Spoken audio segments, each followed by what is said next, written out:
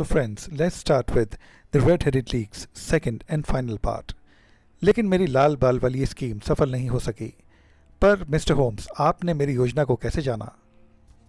तो सुनो, mister Wilson के मुंह से सारी कहानी सुनने के बाद मुझे शुरू से ही इसके पीछे कोई चाल नज़र आ रही थी।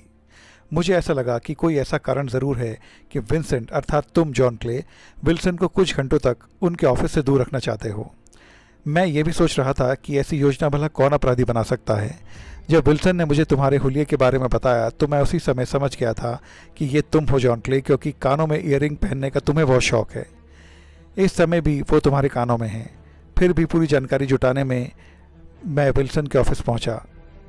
वहां जब मैंने उसके ऑफिस का मुआयना किया तो मुझे पता लगा कि उसके घर के ठीक पीछे एक बैंक भी था।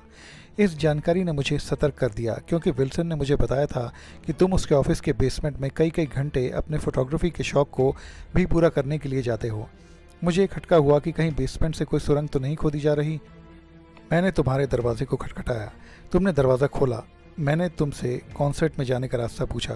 वास्तव में उसके पीछे मंशा थी तुम्हारे घुटनों को चेक करना। मगर घुटने क्यों होम्स? क्योंकि यदि बेसमेंट से कोई सुरंग खोदी जा रही होती तो उसके लिए झुकना ज़रूर पड़ता। घुटनों के बल बैठे बिना छोटी सुरंग का खोदा जाना मुमकिन नहीं था।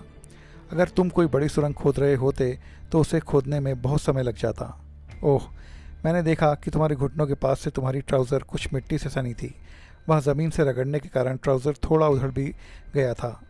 Very smart mister Holmes. घुटनों को बचाने के लिए तुमने ज़रूर ट्राउज़र के नीचे घुटने पर नी कैप्स बांध रखी थी। इसका आभास तब हुआ जब विल्सन ने तुम्हारे साथी विलियम मॉरिस के बारे में बताया। उसने विल्सन को यूं ही बता दिया था कि वो एक नी कैप्स की फैक्ट्री में काम करता है। जॉन क्ले उसे खा जाने वाली निगाहों से घूर रहा था। मैं जानना चाहता था कि सुरंग विल्सन के मकान के आगे से खोदी जा रही थी या पीछे से।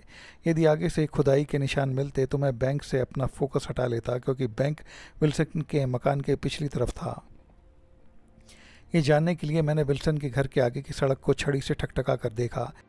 यदि उसके नीचे की जगह खाली या खुदी हुई होती तो ठकठकाने से मुझे उसके खोखलेपन का पता चल जाता, लेकिन ऐसा कुछ नहीं था। मैं समझ गया कि सुरंग पीछे से खोदी जा रही है और अपराधियों का उद्देश्य साफ है कि वो बैंक लूटना चाहते हैं।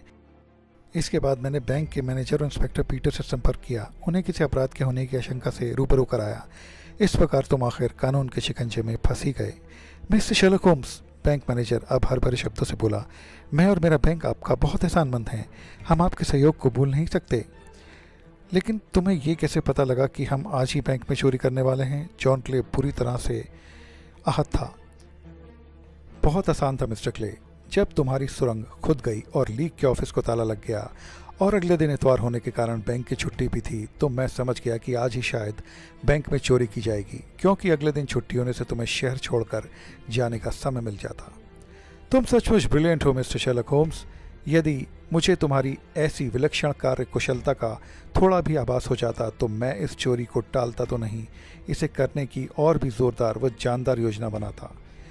अब जेल की चक्की पीसते हुए ऐसी योजना बनाने की सोच भी तुम्हारे दिमाग में नहीं आएगी क्ले। इंस्पेक्टर और भी पुलिस वालों को बुला लाया था। जॉन क्ले को जेल ले जाया गया। विल्सन को जब इस योजना का पता चला तो वो भचक्का रह गया। उसे अपनी मूर्खता पर हंसी भी आई कि 4 पाउंड्स के लालच ने उसे अव्वल दर्जे का मूर्ख बना दिया था। वो शुक्र मना रहा था कि वो किसी और भारी मुसीबत में नहीं फंसा। अब तो मैं भी मुस्कुरा रहा था।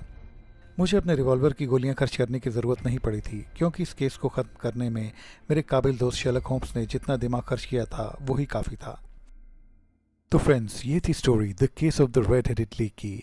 ये स्टोरी आपको कैसी लगी प्लीज़ कमेंट करके ज़रूर बताइए। मेरे चैनल को लाइक, शेयर और सब्सक्राइब ज़रूर कीजिए और बेल आइकन प्रेस करना भी ना भूलें। मेरे और भी वीडियोस के लिंक आपको डिस्क्रिप्शन में मिल जाएंगे। उनको अपने फ्रेंड्स और फैमिली के साथ ज़रूर एंजॉय कीजिए। मेरे चैनल पर बने रहने का आप लोगों का बहुत बहुत शुक्रिया। तो मिलते हैं आप सब फ्रेंड्स से मेरे नेक्स्ट और इंटरेस्टिंग वीडियो में। तब तक के लिए बाय बाय।